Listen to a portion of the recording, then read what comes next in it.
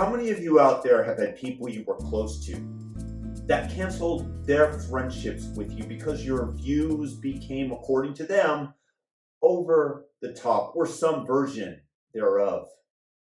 Did it sting a little when they dropped you, or when they publicly aired their grievances regarding your views in an act that would have been previously unimaginable? And now it's years later, and you haven't spoken to them, as they undoubtedly justify their actions by trashing you to themselves, to other mutual friends, because your views don't conform to the new hardcore Overton window that allows less and less light in through its panes daily. So everybody might relate to my feelings as I expressly tell two former friends who I've known for years and years previously. Let's call them, for purposes of anonymity, Nick G and Carrie R. Wait, that might be a little too obvious. Let's say N Green and C Reinagle. Yeah, that'll do it. To Mr. Green, as I shifted away from the Democrat plantation, as the party became more and more radical, your views continued to shift along with the leftist herd.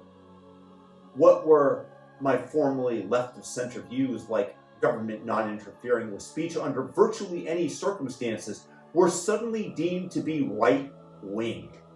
After all, we were in the middle of the pandemic, and we had to trust the authorities. The various shots that people are getting now cover that. You're okay. You're not going to get COVID if you have these vaccinations. Yeah. We've made vaccinations free, safe, and convenient. We've been patient, but our patience is wearing thin, and your refusal has cost all of us. Attacks on me, quite frankly, are attacks on science. As I altered my stance of relative neutrality on the Second Amendment, it was precipitated, of course, by seeing the police side with the rioters who destroyed businesses, houses, and other property, as well as realizing the need to defend oneself against violent criminals who are still today running amok in blue cities, released without bail over and over again, whether it be San Francisco, New York, Los Angeles, murderers and rapists gone from prison early, all while the media and the Democrat Party denigrated me as an oppressor because of my skin color. You told me my altered stance on 2A was hateful, and it represented a lack of compassion, and that I would be complicit in mass shootings in the future. Thanks. When I suggested in May of 2020 that it might be a good time to buy stock in manufacturers of firearms, you questioned my morality. Frankly, I think it's immoral to want people castrated for defending themselves from thugs and criminals and an overreaching government, an image that becomes clearer by the day. And at the height of the BLM riots, I quoted a 2019 FBI statistic that blacks commit 52% of all murders in the United States while representing 13% of the population. And your immediate refrain was to call me a white nationalist. I suppose citing a statistic is not the most egregious thing that anybody's been deemed a racist for. I mean, I'm sure there's somebody that stated that planting roses in a garden is a racist activity. But aren't you supposed to be an educated person? Statistics equal racism. just because the statistic does not fit in to the victimhood narrative that's being driven home by the state apparatus and those wishing to divide us. Therefore, any counter-argument to this is automatically labeled racist and to be rejected by the leftists without any second thought as to why that statistic might exist. And the last time I spoke with you, apparently my view that abortion decisions are best decided on the state and local level per the Constitution, well, that was the straw that broke the camel's back. The propaganda drilled into the minds of the American populace by the Democrat echo chamber severely weakened the proverbial camel. But for you, this was the final straw. While I personally am conscientiously in the pro-life camp, I understand that there should be exceptions, as in rape, incest, maybe even up to 3 months. So I'm definitely not an extremist in these regards. My shift in these matters evolved, especially after having almost lost my daughter in her first 2 weeks of life and seeing her now thankfully grow into a healthy, strong, young girl for which I'm eternally grateful for. And I don't want to see that potential, that life lost, if at all possible. And for these reasons, you chose to give up on an 8-year friendship. Just like that. Communication ceased. Sometimes I wonder whether or not you died, whether you went crazy, or are so parasitized by the woke mind virus that it clouds all your activities and judgment. Frankly, I'm not sure which to cheer for. And as for Carrie, the fact that I dared and had the audacity to speak out against BLM and Antifa, and that I came around on President Trump despite not voting for him in 2016, made me a persona non grata to you. How dare I criticize an organization that stole funds that were given to them to pay for fancy dinners, mansions, and whatever luxurious items they purchased with the funds, that did zero for the black population, that encouraged riots and was completely divisive in American life.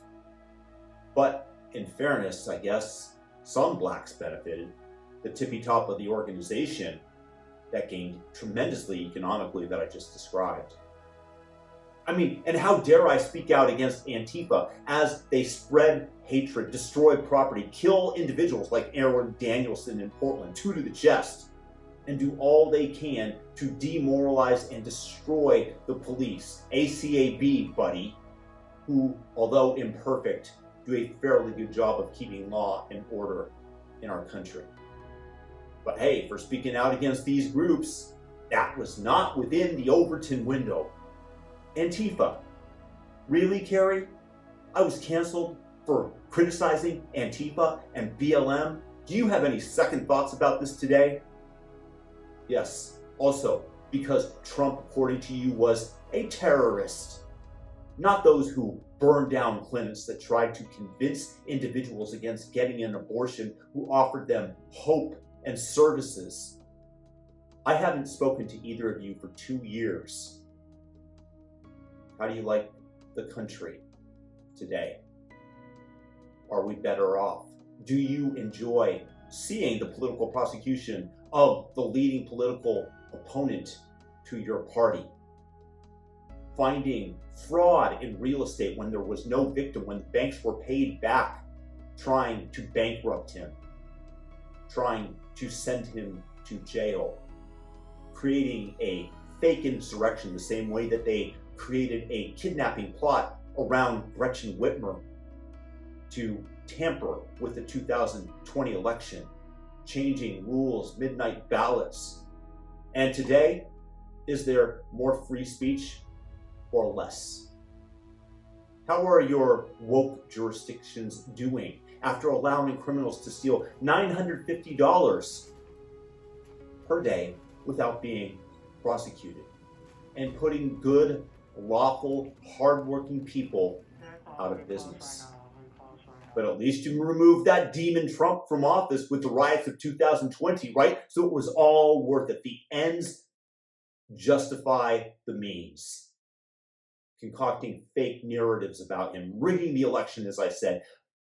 Like, for example, hiding the Hunter Biden laptop story, censoring it on social media, a deep state activity, which I know at least one of you denied forever. And every attempt to keep him out of office is justified because he is truly the biggest threat, you've been told, and not those cracking down on our free speech, on our First Amendment, on every single thing that has made America great, like property rights, allowing squatters to hold on to houses that are not theirs, arresting women after she changed the locks on them. Of course, in order to protect democracy, you have to disenfranchise 50% of voters in the nation because they don't see eye to eye to you. This is, of course, in order to protect America. You have to destroy everything that made it great. And that means not speaking to anybody with a different viewpoint. How dare a lefty even entertain a different idea? And are we better off as a country? Are you better off having cut off interaction, not only with me, but I'm sure with others who've developed different beliefs and paradigms of the world? And just because we're brave enough to express it publicly, that doesn't necessarily mean that we don't feel the pain of losing friends who have decided to cut the cord that we spent time, energy, and care to build. Your treatment of me represents the divisiveness of America today, where we are no longer able to talk, to debate, to see things differently, and still be friendly with each other. And sadly, most of it comes from your side of the political aisle. Just because I jumped ship, that should not make me a lesser human that I'm sure you see me as. And as the old expression states, it says more about you than it does about me. Regardless, I wish you well. And I hope that maybe, just maybe, one day your views will shift. And if they do, feel free to call me. Just make sure to include an apology in the first couple minutes of our chat.